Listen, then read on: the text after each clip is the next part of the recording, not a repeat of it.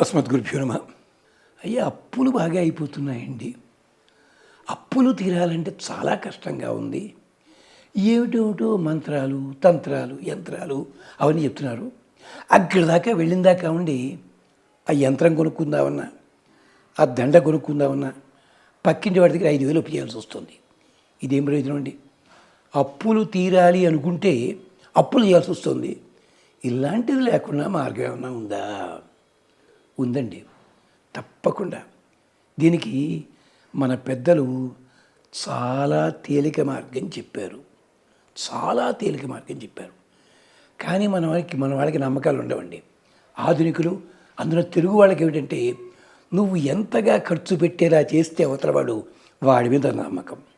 నీకు వెంటనే ఫలితం వచ్చేస్తుంది. 15,000 పట్ల పట్టరా, నీకు ఆ యంత్రం ఇస్తా. ఆ యంత్రం ఖరీదు కాస్త పావలా ఉంటుంది ఇంత చేసి. ఇలాంటిది మేము చెప్పటలేదు దయచేసి. నిజంగా అదే గనకైతే వాళ్ళు ఇచ్చిన యంత్రాలు 250కే ఇచ్చే మాట అయితే మీ ఊళ్ళో ఉన్న సగం మందికి ఇమ్మనండి. ఎంతమంది కొట్టించులు అవుతారో? ఎందుకు జరగటం లేదండి? ఏదో ఫలాది ధరిస్తే ఇంత వచ్చేస్తుంది. మరి ధరించమని అందరు నేను బాబు వాటి వేళ కూడా చేయటలే. పద్ధతి ఉంది. ఏమిటో తెలుసా? అది మీరు డబ్బు ఉన్నవాళ్ళు అనుకోండి, కాస్త వెండి ప్లేట్లో దీపం పెట్టండి. లేదనుకోండి, రాగి పళ్ళెం. పళ్ళెం అనగానే పెద్దది కాదుండో, అరచేతి సైజు రాగి పళ్ళెం. దాంట్లో నూనె వేసి దాంట్లో 7 కానీ 9 కానీ ఎర్ర ఒత్తులు వెయ్యండి. ఎర్ర ఒత్తులు అంటే ఒత్తులు కుంకంతో మెదిపి ఎర్రగా చేసి ఆ వాటిల్లో వెయ్యండి. అది నక్షత్రం ఆకారంలో వెయ్యాలి. అంటే అన్నీ ఒకే చోటు కాకుండా రకరకాల డైరెక్షన్స్ వేసి నమస్కరించండి. దేవుడి ముందు పెట్టండి. మా ఇంట్లో దేవుడు కూడా లేదండి, యువతలు పెట్టుకోండి. పెట్టుకుని ఇప్పుడు చెప్తా ఒక శ్లోకం చదవగలిగితే ఈ శ్లోకం 7 సార్లు లేదా 11 సార్లు లేదా 27, ఓపిక ఉంది, టైం ఉంది, 108 చదవండి. చదివి శక్తి ఉన్నవాళ్ళైతే తప్పనిసరిగా రోజు కూడా ఒక దానిమ్మ పండు నివేదన చేయండి. శక్తి ఉన్నవాళ్ళైతే అని చెప్పడంలో తక్కువ చేస్తున్నాను అనుకోకండి అమ్మా, చాలామంది ఇబ్బందులు పడుతున్నారు. దానిమ్మ పండు లేదు, చిన్న పటిక బెల్లం ముక్క కానీ బెల్లం ముక్క కానీ పెట్టండి. ఆ వెలుగుతున్న దీపానికి 11 సార్లు ప్రదర్శన చేయండి. ఇలాగా ఒక 45 రోజులు చేయండి. ఈ లోపల అప్పు తీరే మార్గం మీకు దొరుకుతుంది. మీ దగ్గర తీసుకుని ఎగ్గొట్టిన వాళ్ళు ఉంటారు సరే, వాళ్ళు కూడా వచ్చి మీకు డబ్బులు ఇస్తారు. ఇది 45 రోజుల నుంచి 270 రోజుల దాకా, అంటే 8 నెలలు 9 నెలలు అన్నమాట. ఓపిక చూసుకోండి, మీ ఓపిక. అయ్యా మేము ఊళ్ళు ఎడుతుంటామండి, కుదరదేమో, ఏమీ పర్వాలేదు, ఊరిళ్ళ ఆపేయండి. ఈ శ్లోకం చదవండి.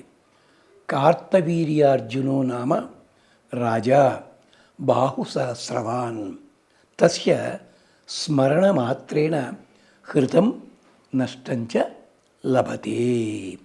చాలా గొప్ప మంత్రం ఇది. హైదరాబాద్ దగ్గరలో ఒక 70 మైళ్ళ దూరంలో కార్తవీర్యార్జునుడి దేవాలయం ఉంది. ఆ ఊరి పేరు తర్వాత చెప్తాను. అలా చేస్తేనే ఒక ఆయన ధనలాభం వస్తేనే ఆయన 70 ఏళ్ల కిందట ఆ గుడి కట్టారు. ఆయన కార్తవీర్యార్జునో నామ, ఒక రాజుగారు కార్తవీర్యార్జునుడు.